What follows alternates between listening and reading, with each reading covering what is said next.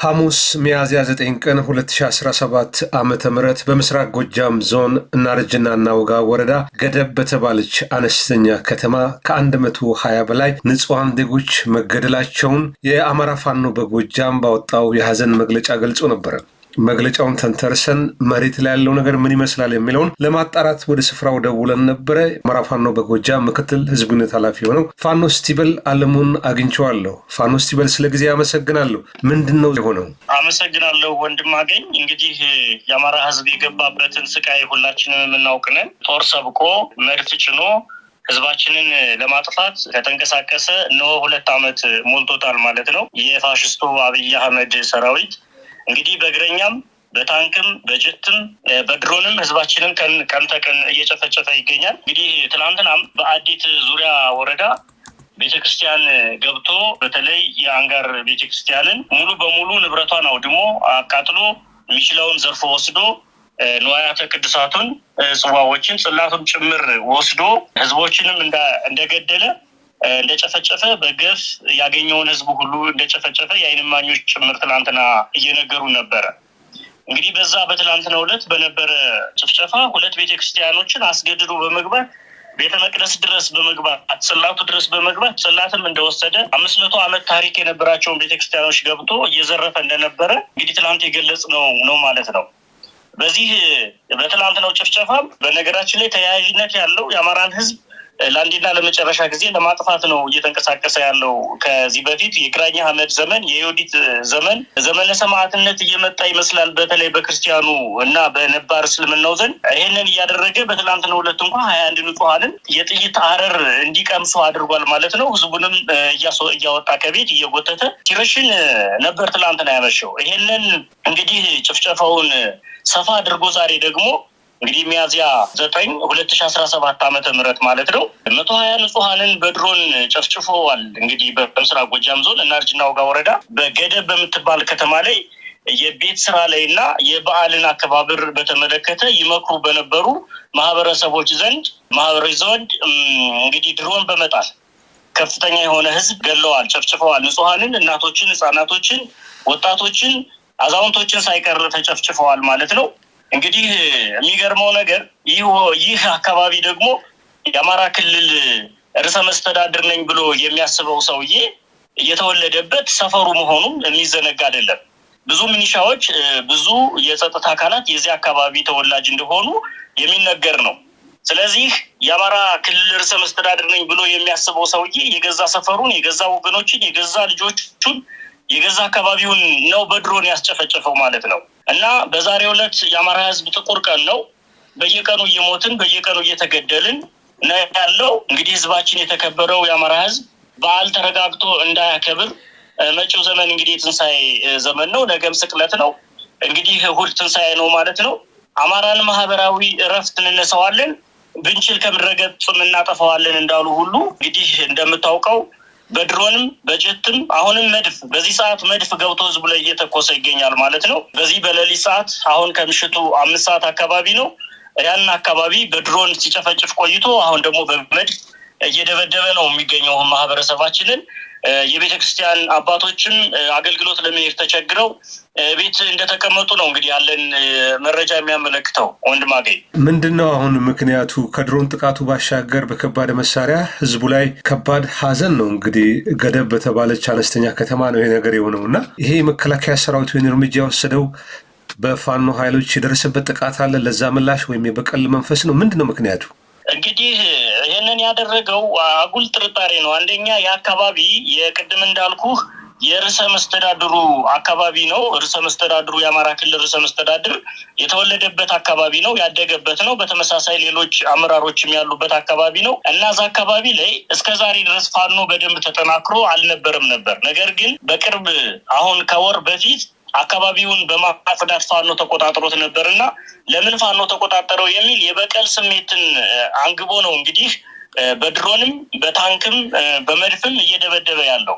እርግጥ ማህበረሰቡ እንዳይደበደብ ብለው ፋኖቻችን ማህበረሰቡን ለቀው ወደ ነፃ ቀጠና በሚንቀሳቀሱበት ጊዜ የአማራን ህዝብ ጠላት አድርጎ የወሰነው የአብይ አህመድ አሸባሪ ኃይል ግን ህዝቡን ታርጌት አድርጎ ህዝቡ ላይ ጭፍጨፋ፣ ህዝቡ ላይ ውንብድና፣ ህዝቡን የማሰቃየት ስራውን አሁንም በሌሊትም ጭምር ቀጥሎበታል ማለት ነው እና ለምን ነፃ ግዛታችንን ተነጠቅን የሚል የበቀል ስሜት ነው ያለው። ከወር በፊት ነው እንግዲህ ለአንድ አመት ያክል ያንን አካባቢ ፋኖ አልተቆጣጠረም ነበር።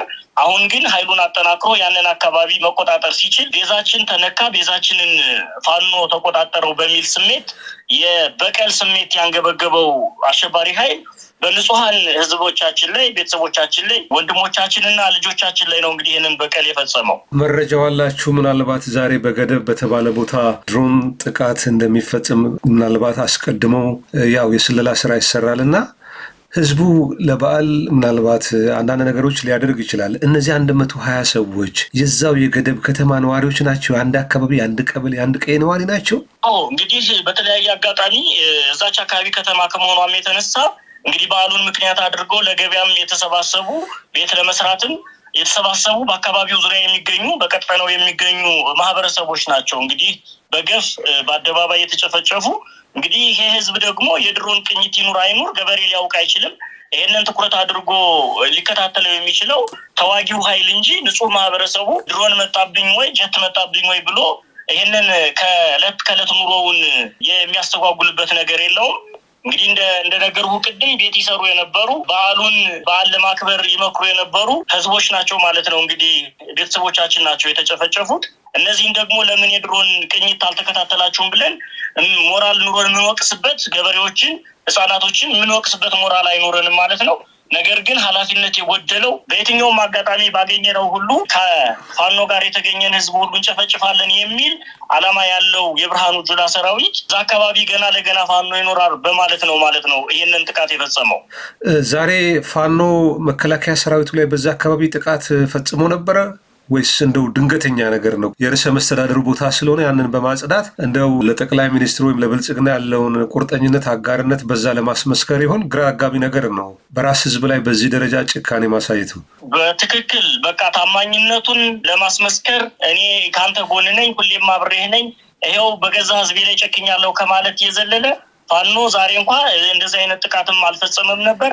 በዚህ ልክ ነው እንግዲህ ህዝቡን በመጨፍጨፍ ልክ ከዚህ በፊት እንዳደረጉት እነዚህ ሰዎች በገዛ ህዝባቸው ላይ ጀት አውርደው እንደጨፈጨፉ የነሱ የህዋት ዲቃላዎች ስለሆኑ የመጣ መንፈስ ስለሆነ በገዛ ህዝባቸው ላይ የሚጨክኑ፣ በገዛ ልጆቻቸው ላይ የሚጨክኑ፣ በገዛ ቤተሰቦቻቸው ላይ የሚጨክኑ ታማኝነታቸውን ለማሳየት ብለው ህዝቦቻቸውን፣ ልጆቻቸውን ለግብር የሚዳርጉ እነዚህ እኩይ መንፈስ ያላቸው እነዚህ ሰይጣን የተጋባቸው የአማራ ክልል ባለስልጣናት ናቸው እንግዲህ ለአብይ አህመድ ብለው ህዝባቸውን ለግብር ያቀረቡት ማለት ነው። ስንት ሰዓት ላይ ነው ዛሬ የድሮን ጥቃቱ የተፈጸመው? እንግዲህ የሰዓቱን በእርግጠኝነት አላውቅም፣ ብቻ ግን ከ4 ሰዓት እስከ 6 ሰዓት ባለው አካባቢ ነው። እርግጠኛ አይደለሁም። ስፔሲፊክ ይሄን ታይም ነው ማለት አልቻልኩም። በዚህ እርግጠኛነቱን ባለማረጋገጤ እጅግ ይቅርታ ጠይቃለሁ። የአንዱ ዙር ጥቃት ነው? አንድ ቦምብ ነው ወይስ ተደጋጋሚ ነው? እንግዲህ ጥቃቱ የተፈጸመው አንድ አካባቢ ነበር እንጂ ጥቃቱ የተፈጸመው በአንድ ዙር ጥቃት ነው። ግን እንግዲህ እንዳልኩህ ገበያ ላይ የነበረ ቤት ይሰራ የነበረ በተመሳሳይ ይዞ በቅርብ ርቀት ገበያ ናት፣ ከተማ ናት። ስለሆነ ጥቃቱ ከፍተኛ ሊሆን ችሏል ማለት ነው። እነዚህ ሟቾች በስም በእድሜ በጾታ ተለይተዋል? እርግጠኛ ሆናችሁ 120 አልቻልም። 120 መሆኑን በምን አወቃችሁ? 120 መሆኑን በምን አወቃችሁ? የአካባቢው ማህበረሰብ እያለቀሰ አሬሳ እየቆጠረ ስለነበረ ከአካባቢው ማህበረሰብ በተገኘ መረጃ ነው እንግዲህ ያው የወለደ ያሳደገውን ልጅ መቁጠር በጣም ቀላል ነገር ነውና ከዛ በላይ ሊሆን እንደሚችል ነው እንደውም ግምታችን እየደረሰን ያለን መረጃው። እንግዲህ በቅርብ ርቀትም አካባቢውን ስናስተዳድረው በፋኖ ለአንድ ወር እና ከዛ በላይ እንደቆየን ነግሬሃለሁ።